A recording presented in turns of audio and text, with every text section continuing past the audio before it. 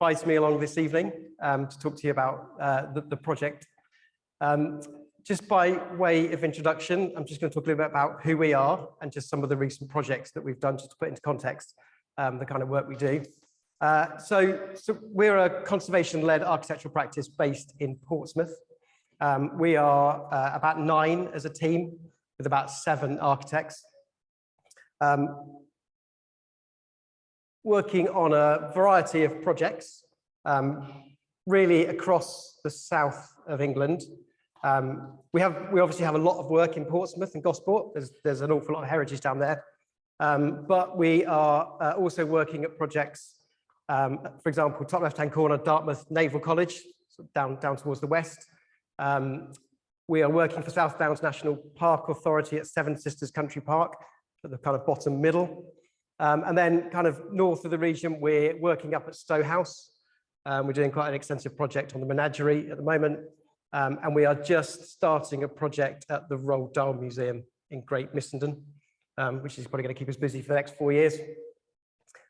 So variety of projects, all heritage-led, all listed buildings, scheduled monuments, conservation areas, and a combination of conservation work and kind of new build or extensions in that kind of historic context.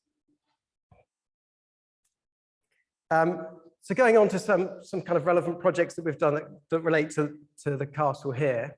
I think this is probably my second project that I was involved with that involved conservation of ruins, but probably one of the biggest at the time. This was St John's Castle in Odium, where we had a lottery-funded project to conserve the monument. It was all fenced off to the public, so that access wasn't allowed. We had stonework dropping off in places. And this was a project I did when I was working at the time at Hampshire County Council Architects. You can see this is the completed works. You can see the conservation of all the stonework and all the kind of new pointing. Interesting project in that our only access was via canal boat. So everything we had to bring down onto site, all the scaffold, all the materials, all came down on the Basingstoke Canal.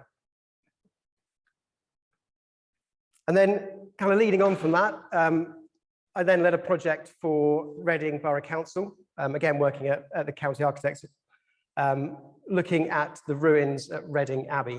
Now, this was a much bigger project, about 3.2 million in value. And again, same sort of problem. So conservation of ruined masonry structures, all the issues around how you can consolidate stonework that was never meant to be exposed, and then how you protect it for the long term to try and reduce maintenance costs.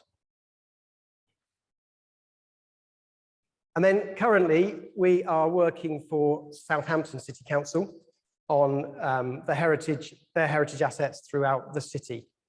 Last year we completed condition surveys and the writing of conservation management plans for about 86 structures throughout the city. So 3 of us had quite a task going around undertaking really detailed surveys.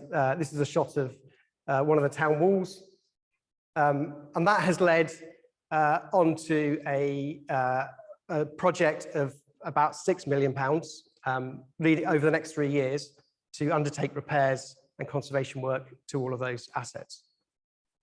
And just to kind of show you one of those we have just completed, and the team that did this work, the contractor that did this work, is the contractor that's now working over on the castle. So we know them really well. This is the Way House, which was located down towards the historic docks in Southampton. It was where materials that were brought in were weighed, so that taxes could be taken. It got bombed during the war. So the image on the right is showing the bomb damage. And it kind of fell into disrepair. The image on the left was how it was like when we did our survey, covered in netting, fenced off, again with stonework falling off. The walls were beginning to fall apart and actually split apart. And this is completion. So this was taken about 3 weeks ago, 3 to 4 weeks ago, where we've done on this one quite a substantial amount of conservation work, repointed it all, conserved the stonework, all the metal work around the windows has all been repaired. And there is a kind of hairy top to this monument now. You can see the kind of soft capping. This was after this incredible hot spell we had. So I'll show you some photographs later on of it looking a little bit better. And I'll explain to you why we have this approach of putting these kind of cappings onto the walls. So onto the project that we're doing here. I'm not going to tell you about the history of Wallingford Castle, because I'm sure many of you know the history, and there's probably people in this room that know far more of it than I do. So I'm going to kind of concentrate on the conservation work, but the section of wall that we are looking at is around the college, so it's just in here, this from the model. And we are looking at the two remaining standing sections of wall, so what we refer to as the south wall and the west wall.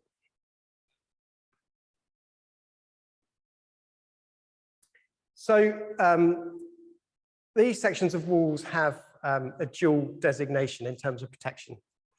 So Wallingford Castle is a scheduled ancient monument.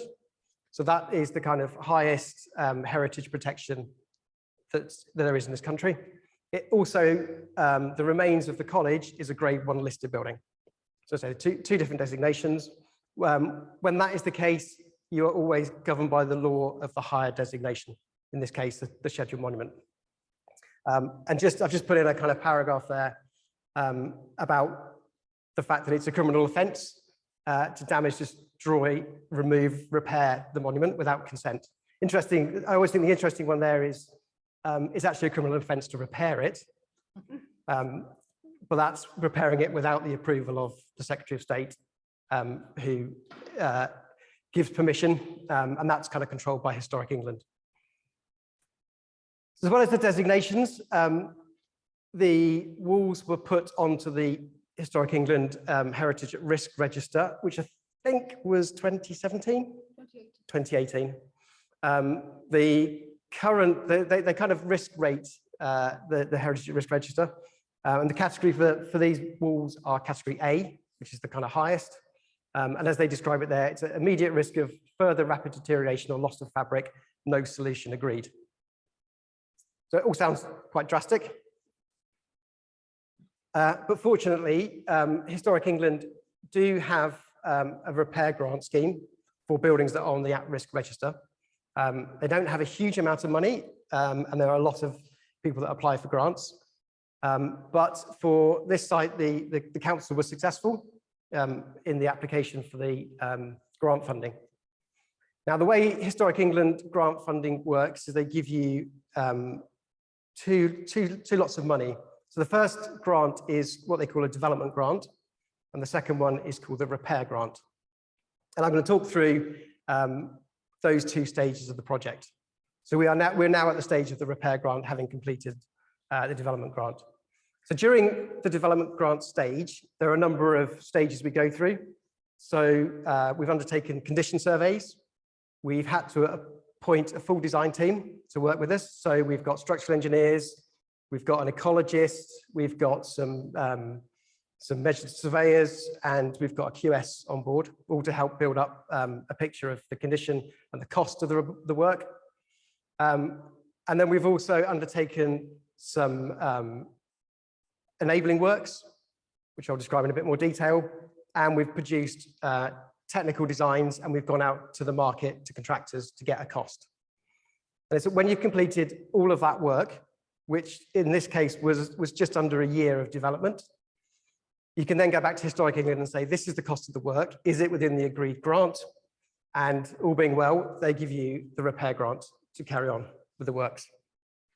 And the repair grant stage, you can then appoint the contractor, so the contractor that you've gone out to tender to, undertake the repair works on site, and then you need to implement the maintenance plan on completion. So that's about looking at the long-term future of the monument, how it's maintained and looked after, so that the investment made by Historic England is kind of worthy and looks after the monument.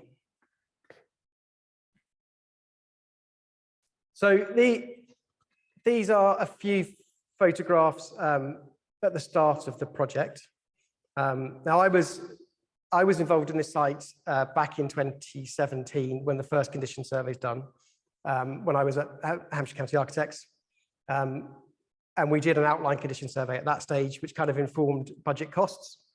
As you can see by these photographs, there's quite a lot of vegetation growing over the walls. There was an enormous fig tree at the bottom right-hand of the photograph, which seemed to keep coming back every time it was cut down. And then lots of ivy and growth on top of the wall. So quite a lot of it was obscured. It was really hard for us to see. So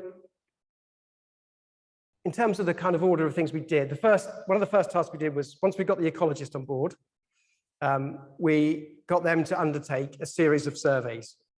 So they do what's called a preliminary ecological assessment to see whether the site is suitable for nesting birds, bats, reptiles. And in this case, the site is suitable. And then following that, they have to do a number of surveys to determine whether it is used by bats, whether they're roosting or hibernating, which kind of depends on what time of year you can do work. And this is just a couple of images from their report. On the kind of left-hand 4 photographs gives locations where bats could be hibernating or roosting, which kind of increases the potential of finding them. And then the right-hand photograph is following their actual bat surveys, where they've stood out in the evenings and watched bats coming and going. They then record the locations of where they are leaving and going into the monument, so that we get an understanding of where the bats are.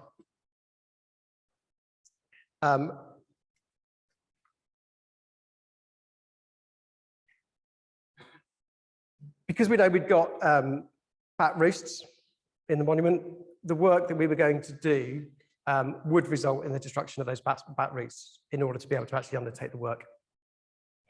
So therefore, we need to apply for a license from Natural England, so what they call the European Protected Species Mitigation License, which enables us to do the work under certain conditions. One of those conditions was that we had to install bat boxes around the site prior to undertaking the works, so that there was somewhere else for the bats to go. And we've also had to get the ecologists back on site as we've started to go around and do an endoscope survey just to make sure that there are no bats in those crevices, so that no harm is caused to them when the contractor's doing the work. In addition to the bat boxes to carry out the work, part of the kind of national planning policy framework is that all projects should enhance ecology. So as a result of that, we are going to be erecting a further 6 bat boxes around the site in the trees and 10 bird boxes. It's all about kind of enhancing the ecology of the site. So that was kind of where we got to the ecology. So we understood what we'd got. We understood, where the bats were. We got our license to be able to do the work. Our second stage was to get a scaffolding up. And the purpose of this scaffolding really was for 2 reasons. One, to be able to remove the vegetation to a certain level, because we needed to be able to undertake surveys. And then also to be able to get the measured surveyors to be able to do us some drawings. Otherwise, we'd have ended up with drawings with lots of vegetation. So we went through a process of having to go out to tender as one of the requirements of the grant to a number of scaffolders. We wrote quite a detailed brief on what we wanted, and we did some drawings. It was a little bit faint, the red lines around, but we did drawings showing where we wanted the scaffolding, all the requirements that you can't fix into the monument, scaffolding has to be freestanding. And after a little bit of challenge of cost of that scaffolding, we eventually agreed a price for the scaffolder, and then got the south wall completely scaffolded on both elevations. So the photographs on the bottom are the process of the scaffold going up.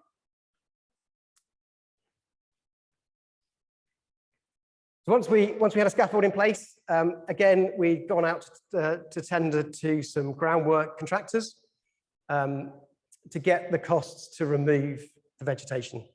Quite a few challenges again, getting groundwork contractors to do work on scaffolding. They're usually used to working on the ground.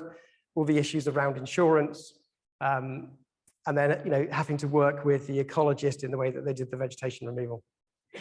And this is the photograph taken just after the vegetation was removed.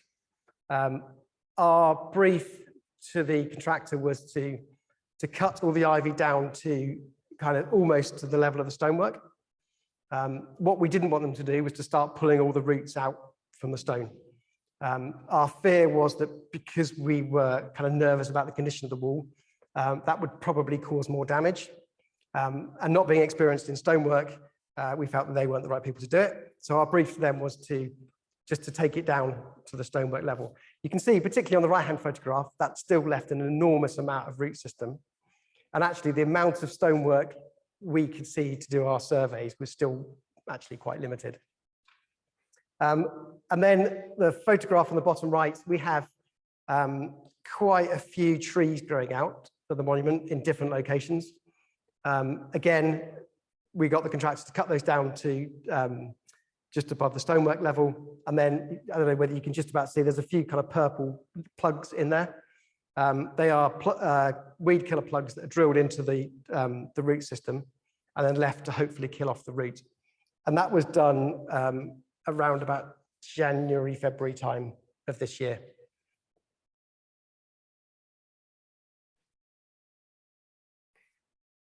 So at this stage, we've got our scaffold up.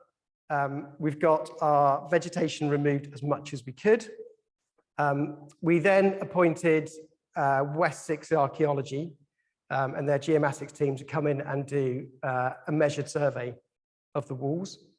So this is the west wall. These are photogrammetric surveys, so they're a rectified photograph, which means that you've got no perspective on it. It's a straight-on photograph to the wall, and these are to a kind of really high resolution, so that we can zoom in and identify every single stone that's in the wall. We did have some challenges. Wessex really struggled to do the photogrammetric survey with the scaffolding in place, because what they normally want to do is get back with a camera and be able to take much wider shots of the monument. We thought they were pretty successful. They did all of this survey from the scaffolding. You can kind of see you can just about see the shadow lines of where the scaffold boards were casting a shadow onto the walls.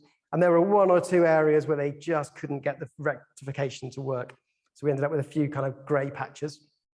But actually, it was pretty good. It was certainly good enough for us to be able to detail up the repairs.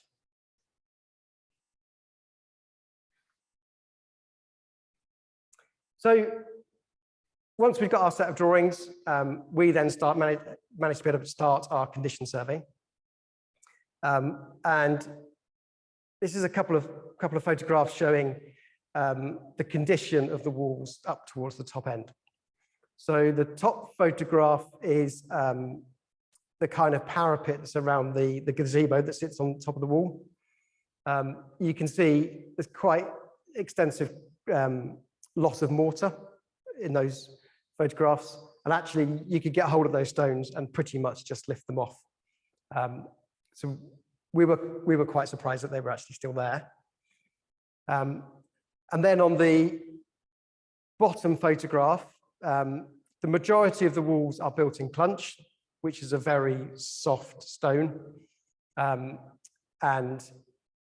we're still trying to fathom out the pointing mortar that was used. And I'll come on to that in a little bit later. But one of the major issues we've got with the walls is that the stone is very soft and the mortar is very hard. And as a result, any moisture that's in the wall is coming out through the stonework, and the stonework is just shattering. And what's happened is we've lost the kind of outer face of a lot of the stones.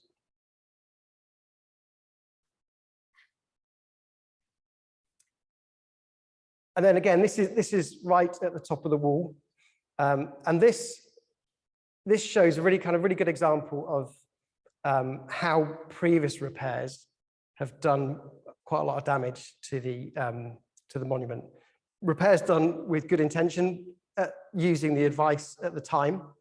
But what we've got on this photograph on the kind of top left-hand side is essentially a cap in a hard cement mortar. A cap put on to protect the monument. And what's happened is, as a result of that hard capping, all of the stonework underneath has now been lost. I'm just going to explain, just with a few diagrams, the kind of reasoning for that. So this is just a diagram of a section through a wall, through one of the walls of the castle, say, how it would have been built. So it would have been built in dressed stonework on the outer and inner faces. The dressed stonework would have been a hard-wearing stone and would have been, stood up to the weather. And as they built those two outer and inner faces of the wall, they would have put rubble material in between. All the old bits of stonework, any cheap stonework, lots of mortar, and carried on building the wall up to make the castle. And after the fall of the castle, that really lovely dressed stone gets robbed, gets used to build houses around the town, because it's really good quality stonework. No one wants the rubble fill that's in the middle. So that gets left as a standing wall of just the rubble core work. And over time, that gradually weathers, particularly from the top down. The top is the most vulnerable to weather. Stones fall off and the walls just reduce down in height. And this happens, over 200 years. And then generally in the 60s and 70s, the approach to conservation of ruins is to put a hard cement capping on top. Wonder material, puts a really great protective capping on. It helps all of that soft lime mortar and rubble material underneath, protects it all from the weather, and just, it's just seen as the solution to conservation work. What we now know, that as the rain falls on that hard capping, it runs down off the side and starts to hit the soft material that's underneath. And gradually, that soft material erodes. And you start to get a wall profile that narrows towards the top, where the soft material has been lost, and you get the hard capping that's sat on top. The soft wall is still doing what it does and moves. There's flexibility in all the mortar, and it kind of moves as the temperatures change over the summer and the winter period. The hard cement capping doesn't move so well and kind of stuck on top. And gradually, the forces in it start to split the cement capping. So you end up with cracks appearing along the top. So the process of erosion of the side continues. You've still got water running off. You've still got that kind of gradually beginning to accelerate decay of the monument. But you've also then got water coming down in through the cracks, saturating the core material. And that water that gets into the core then has to come out somewhere. And again, starts to come out through the face of the monument. If you've got a hard mortar and a very soft stone, that water will come out through the stone. And in periods of the winter, that will freeze and you'll start to get shattering of the stone. So and it's research that's been done probably over the last 10 years or so, or 10 to 15 years from Historic England, about the failures of hard cement cappings. So the repair solution is to look at refacing that lost stonework, taking the hard cement capping off, and putting back on one that is of the same lime mortar as the rest of the monument, so it all moves together, and then to put a soft capping on top to protect it. As I say, I'll talk a little bit more about soft cappings a bit later.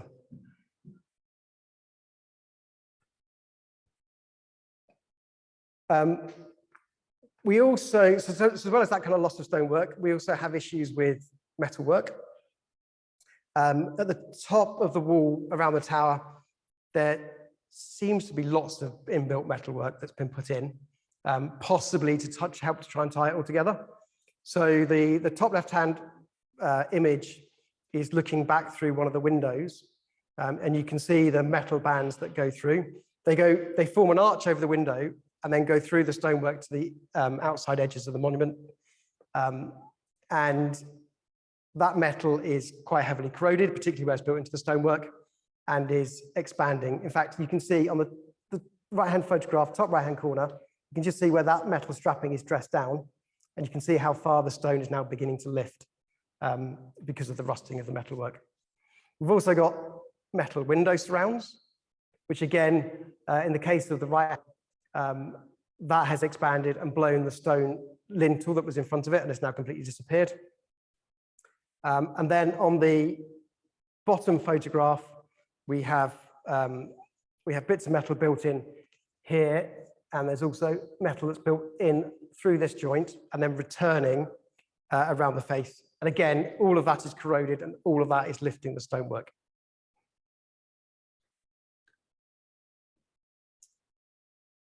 Then on the brick arch, these are some photographs of the condition of it. You can see that there's quite a lot of loss of pointing, which is beginning to impact on the structural integrity of the arch. There's also quite a crack down the outside face. So you can see that the outer face of the brickwork is beginning to pull away from the rest of the arch. On the top right-hand photo, the face of the arch, the pointing is being lost. And then what we are probably most worried about is the area to the right of the arch. So in the bottom photograph, there's quite a lot of stonework been lost. And that's the thrust point of the arch where all of those forces are being pushed against the stonework. And now we've been investigating that with a contractor. That essentially is just lots of soil. So we actually need to rebuild some stonework back in there to get enough mass to stop the thrust of the arch pushing out.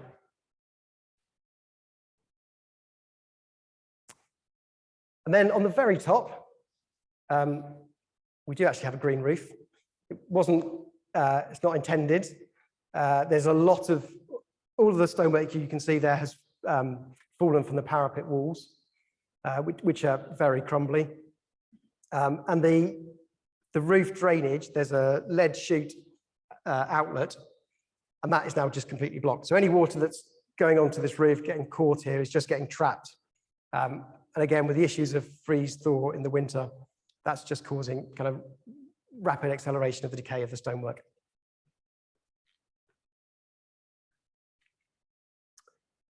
We also have some large sections of cracking, which appear on both the north and the south face of the south wall.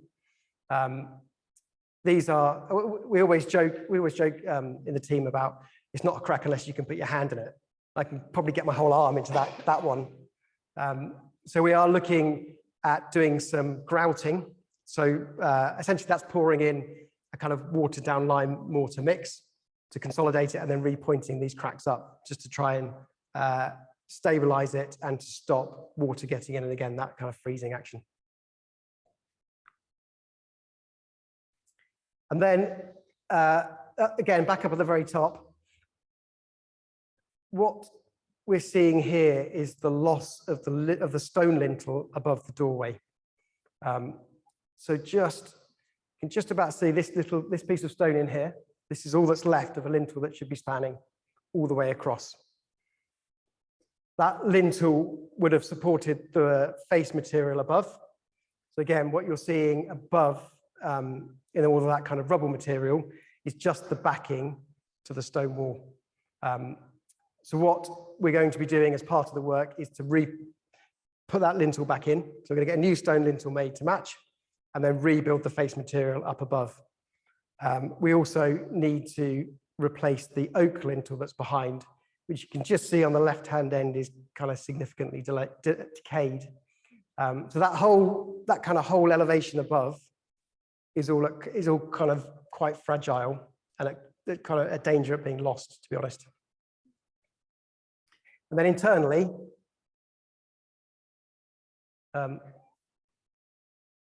it's quite an interesting little interior up there, actually. This has a quarry tile floor, a lime plaster finish, but you can see the kind of state of it, the way that all of the stonework outside has moved, the issues, as I described, with the metalwork expanding and cracking. There's quite significant cracks through the wall. So once we've done the repairs to the stonework externally, and we've stitched together all of the stonework and made it a lot more stable, we're going to undertake some consolidation work to the plaster. So we're not going to replaster. What we're going to do is stabilize what is there. And that's through a process of pinning back loose areas of plaster, and also putting what we call plaster fills around the edge of plaster, just to stabilize the edges. To stop the edges peeling away even more, we just put a lime plaster around the edge just to stitch them back in again.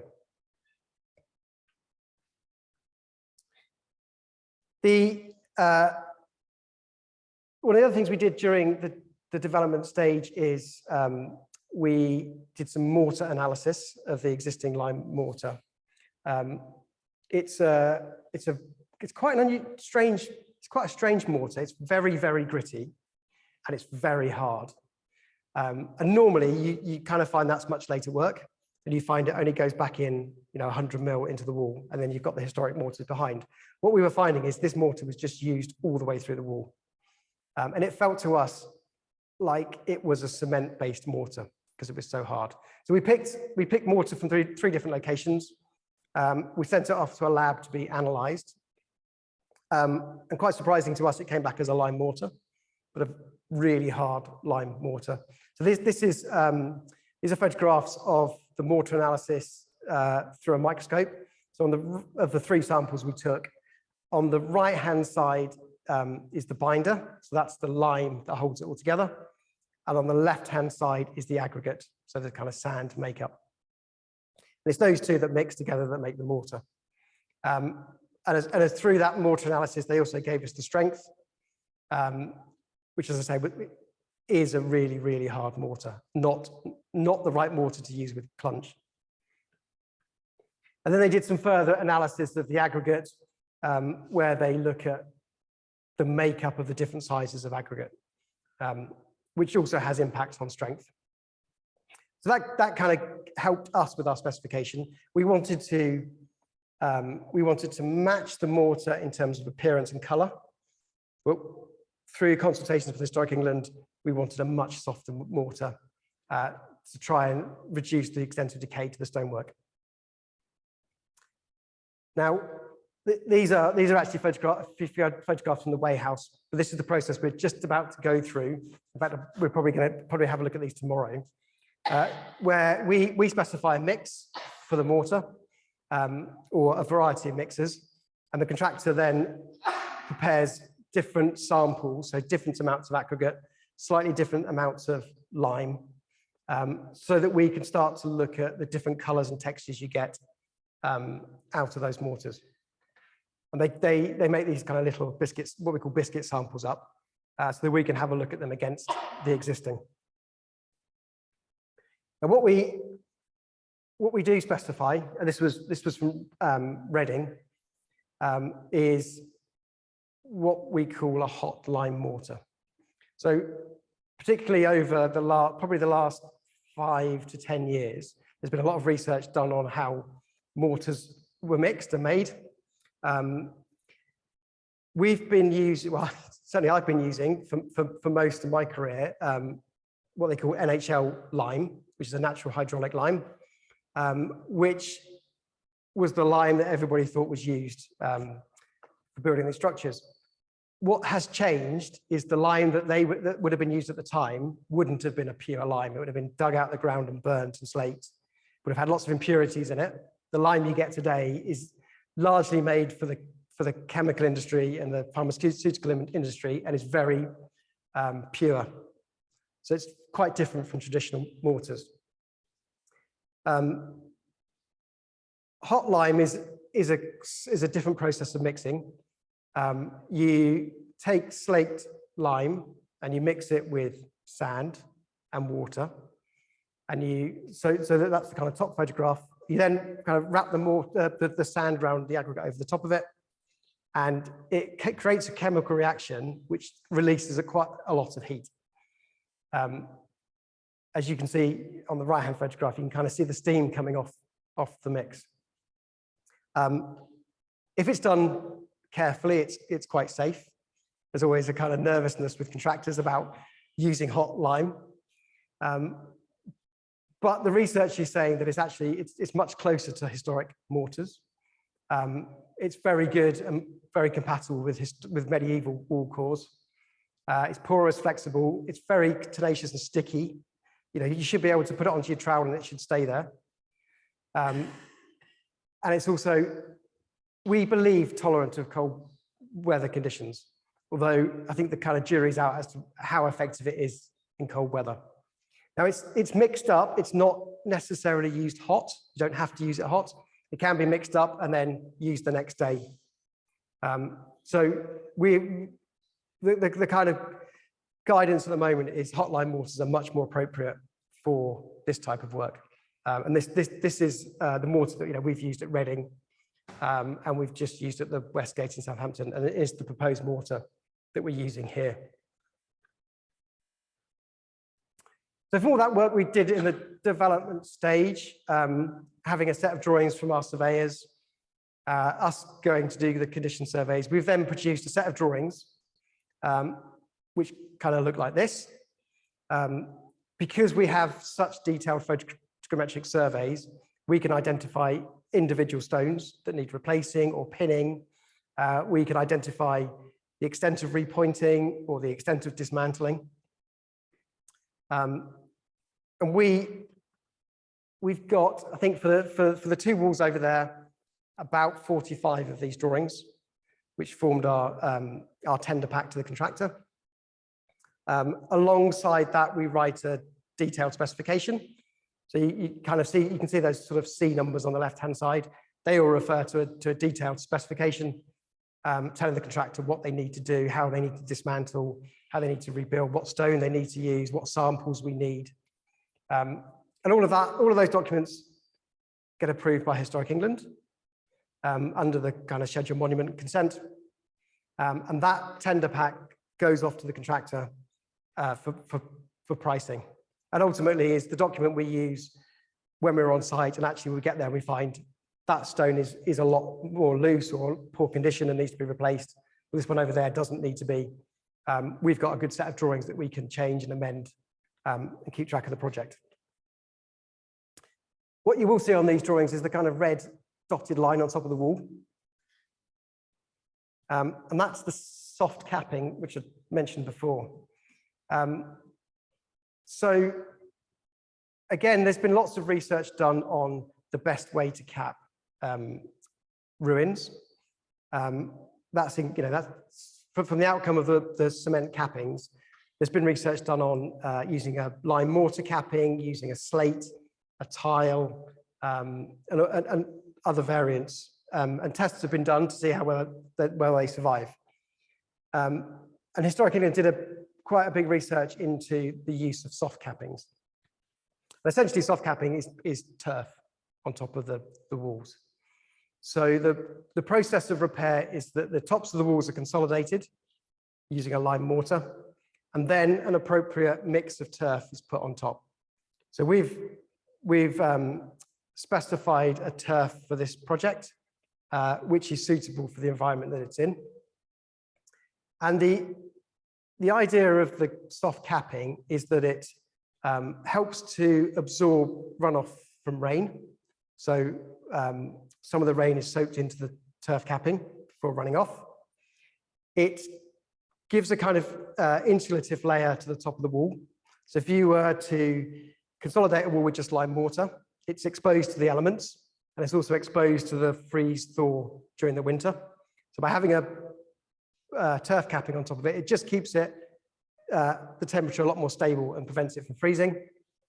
And then the other thing about it is it stops or prevents the growth of woody material on top of the wall tops. So things like buddleia, which are terrible for the walls. What the soft capping does is grass is kind of what is quite a dominant species. So as soon as you get some dry weather, the grass automatically sucks all the water out of the soil beneath, and any woody shrubs that have grown will just die off naturally. And that kind of dominance of the grass prevents the growth of the woody material. And this is the weigh house, just to kind of show how the turf goes on. So the left-hand photograph was the first day it was installed. So we went down with to talk about actually how to lay it and how to put it on top of the walls. We'd done it before at Reading and actually at Odium, and Chichester Stoneworks had not done it before. So we went down there to talk the process through with them and how kind of what size bits of turf they would use and how they would peg it, and how they would actually get the soil to stay in place. And then the right-hand photograph was taken probably about 3 weeks later, which shows how the grass is kind of bedded in. What is added to the grass are sedum plugs, which are kind of put along the edge. And the idea of the sedum plugs is it just helps to bind the grass together a little bit better and stop those edges from dying off. Certainly on some of the early projects that self-cappings were done, there was kind of dieback of the grass at the edges and then the loss of soil. That's kind of essentially the development stage of the project. We went out to tender. We got a number of prices back from contractors and programs back, and we selected Chichester Stoneworks. They came in with the best tender. They came in with the best program, and we know they had the experience, and they were going to put the same team on us that we'd worked with at Southampton. So they started work 4 weeks ago, and in fact, they're still removing vegetation from the walls. So this is the north face of the south wall, and we knew there were steps going up to the gazebo at the top. So the left-hand photograph, again, was prior to the works, and the right-hand photograph is, in fact, this was taken 2 weeks ago, where they're beginning to uncover those steps. What we are finding, though, is this is the condition of those steps. So you can see on the top photograph this huge root ball that's growing in underneath, which on this shot you can see is growing all the way down through. So what we've got is a set of steps which we could probably consolidate, and then we've got a bed of essentially roots underneath. So we had Historic England on site with us during this visit, and we've agreed what we're going to have to do is to take those steps off carefully and clear out all of that root material. And in fact, last week, they've now managed to trace it going down all the way through the monument to where it starts. So again, we're going to have to do a little bit more dismantling to get that big root system out. But I think it's probably the only way to sensibly repair this and to try and stop it coming back.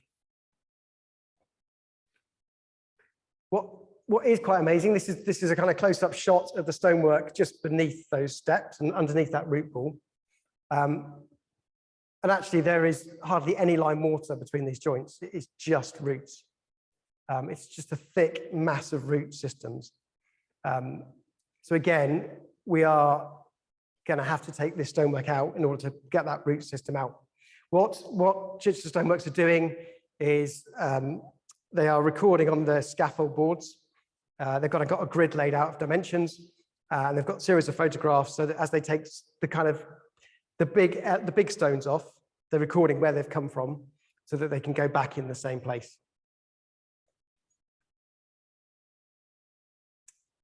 And then this was that same staircase last week. So you can see just sort of in the middle distance where they've taken out a lot of roots. So there are no steps in that section, but they have managed to get the root systems out. They've still got these bottom steps to dismantle. What we also found is those steps have shifted outwards to the left. So the wall face to the left of the steps just below is actually overhanging. So as part of taking those steps out and rebuilding, we will be able to push them back to their original positions and stabilize that wall below. But we also found that to the right of this, you can just about see a little hole there. There is a whole section of stonework that's been kind of piled up and mortared against the bottom of the wall. So last week, we carefully took away, this is a kind of close up, some of that stonework. And in fact, all of this has a void about that much behind. So again, we're going to take all of that away. And then once the steps have been rebuilt back in, we'll put all that stonework back into its original position.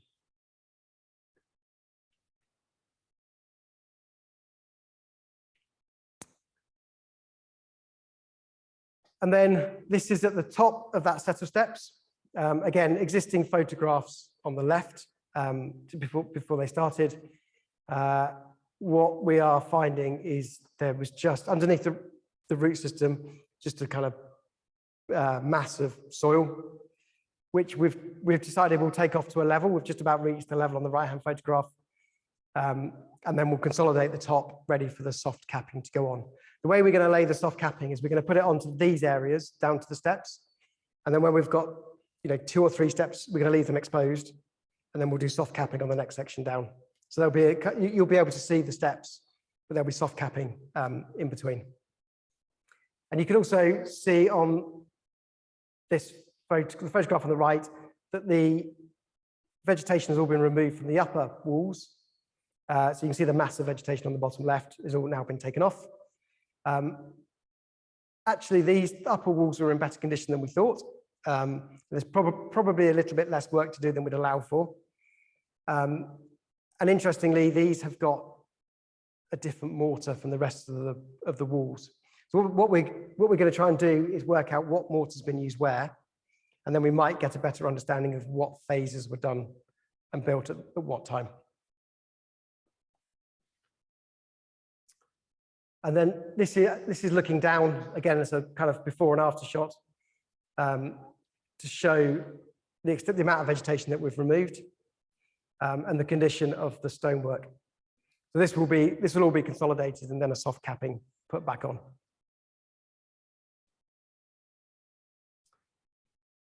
There has been some good news. The roof of the gazebo on top, once we took all of that soil and all those loose stones off, we had a suspicion there was a concrete slab. So we've uncovered the slab.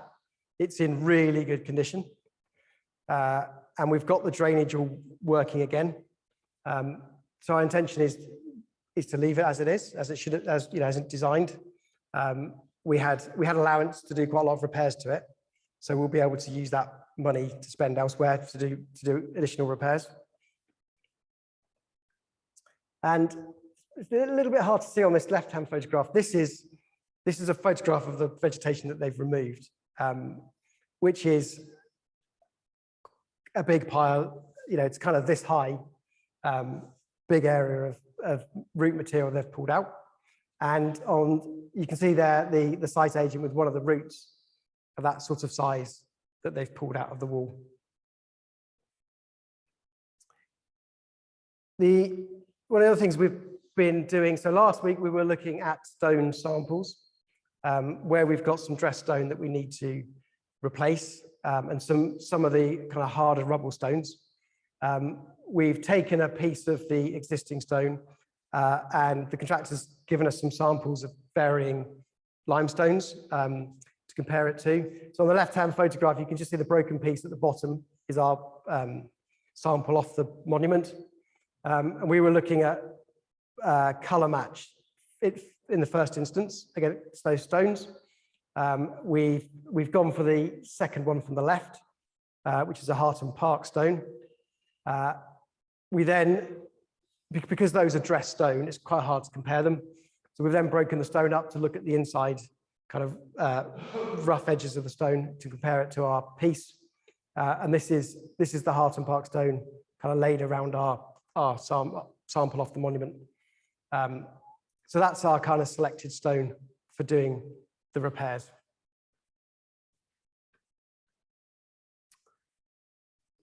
So that's kind of where we are, I say, as of last week. We will be on site probably till just after Christmas. I think most of the conservation work will be complete by Christmas. Scaffolding and kind of clearing site will happen in the new year. We have a fixed budget from Historic England. The grant is a fixed budget. So we are hopeful that we can do everything that we've allowed for. We have a small contingency, but it is a case of kind of balancing any extra work we're doing with having to omit work elsewhere. We are trying to do that on a priority basis. Obviously, we've now got a scaffold erected. I think the key thing is to get the tops of the monument conserved as much as possible, so that any work that's not done is at the lower levels and can be dealt with as a kind of second phase. And that's it. That's where we are. Thank you.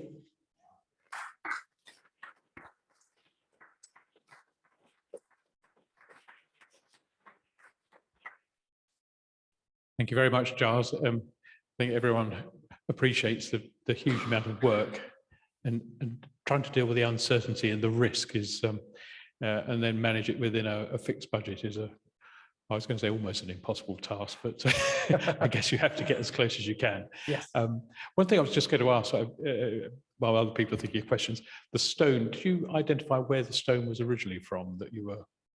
We haven't yet. We're still trying to look at where it's come from and try and find. Ideally, we've tried to find, what the match we've found is the kind of same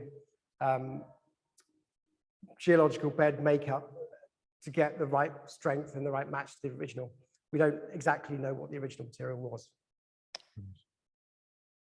I don't know whether in the historic record did we? Don't really know. Well, there's a lot of talk about Hopperstone, but some of our stuff actually came locally. Sorry, yes. You just say, Captain. Well, it all depends on the actual date, but some of the accounts refer to, they call the infill rubblestone, yes, just generally.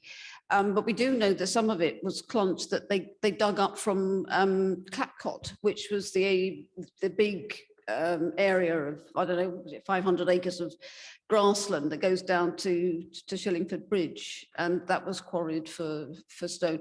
Did you ever find the bags of clunch that had been saved for you? No.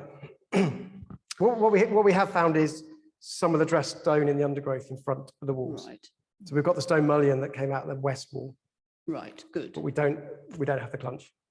No, because, yeah, well, we'll talk about that another time, but that's a shame. Mm-hmm. Yeah, it's gone AWOL. Yeah, but what you say about the mixing of the mortar is reflected in the accounts. You know, they build ad hoc kilns on site as they do it. Yes. So it's not a rarefied process at all. It's yeah. Hot lime, yeah. Thanks, Richard.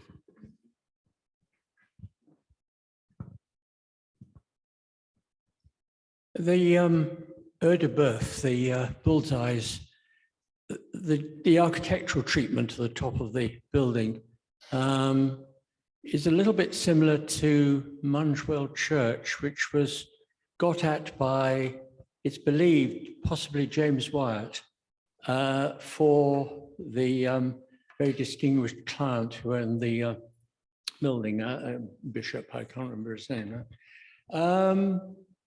So there's been a sort of, it's not actually a Gothicizing, but it's a romanticizing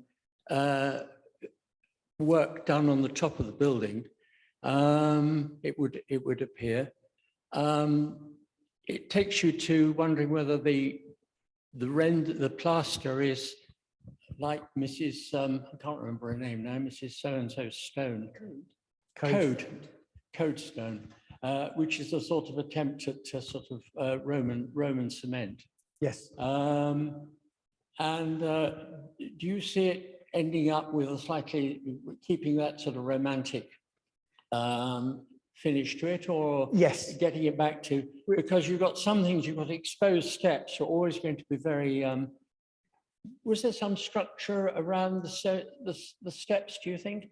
Was there a wooden, perhaps a wooden approximation of a medieval, the work on the top of a medieval building? There is some evidence of kind of post holes in the walls that could have been relating to a timber structure.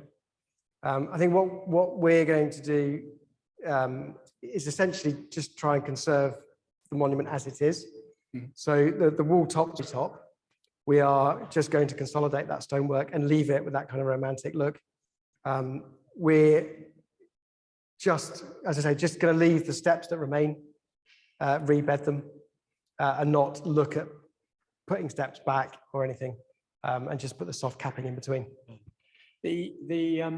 There were glass houses along underneath this building, weren't there? Yes. One wonders whether some of that consolidation with concrete and so on, I'm not sure what period the concrete was, but Portland cement is towards the end of the 19th century, isn't it? Yes. So I don't know. The main house was built a bit before that. So whether it's Portland or what sort of cement is it?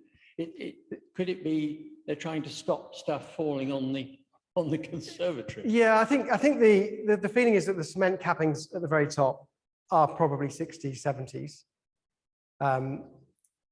Obviously there is the evidence of the glass house where it used to be. And I say what surprises us is the strength of the mortar generally. I mean, the contractor is still convinced that there is cement in that really hardline mortar. The way that they've consolidated the bottom of that wall with it's slightly Roman. Yes. So that's quite nice. It'd be nice if we glass houses back, but there are limits. So thank you very much.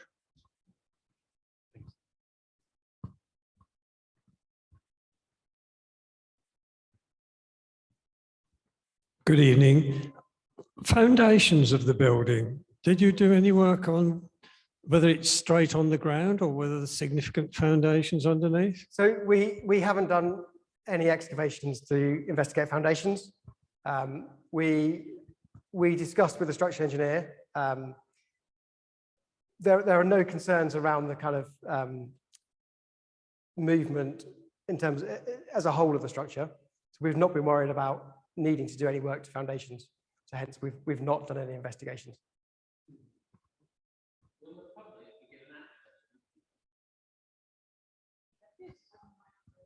Sorry, the question was, will the public have access once you've finished? Not to the top, but around, yes. Hang on, wait a minute, Michael. Over the years, that ivy was allowed to grow uncontained. Now, if it had been treated with herbicide, a lot of that damage would not have occurred, because I've had experience with ivy and where it gets into mortar and it expands it and pulls it out. And now, although they've pulled all the bits and pieces out there, they still need to treat it with a herbicide, Yes. because there will still be bits of ivy left in there, which will grow again. Yes. So it will be treated as part of the works. Right, okay.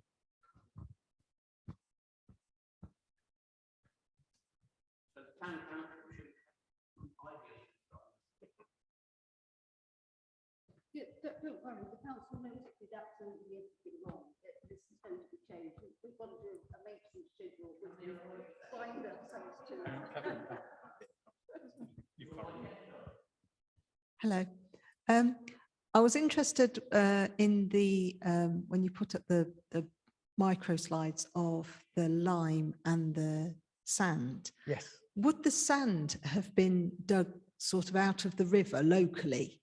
When something this big is built, Yep. you would think that they try not to transport anything big and heavy. Yes, generally expect the materials that this would have been built with would have Yeah. come from the site.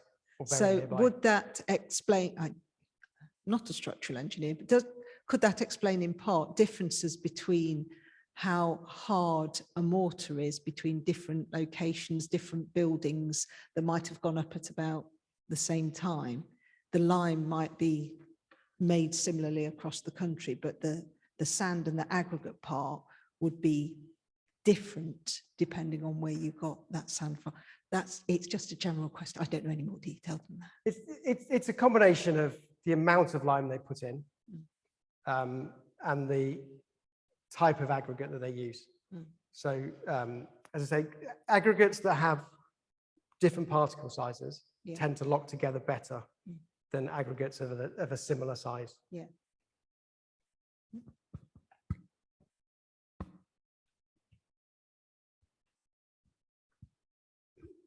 The whole site is presumably part of built-up ground. And I was only looking at the book on the castle, a brilliant book that Judy and Catherine and others worked on. And there is discussion about the peculiar sources of stone and the reuse of constant reuse of stone. It looks from what one can see of the surfaces that it might it have been rendered, lime rendered, even lime washed from originally, because it's a fairly haphazard architectural finish to some parts of the building. So how much of it is a sort of very early fake? Because it's obviously, they're doing this back in the 14th, back in the 14th century, they're making and mending, and they're periodically repairing the castle. So it's quite an interesting question about what it looked at any one time, how it was finished at any one time. Yes, I mean, I think that there is an awful lot of rebuild and alteration that's happened historically. That's kind of one of the reasons why we're trying to look at the mortar types that are in the wall, so that we can identify which areas are built of a different mortar.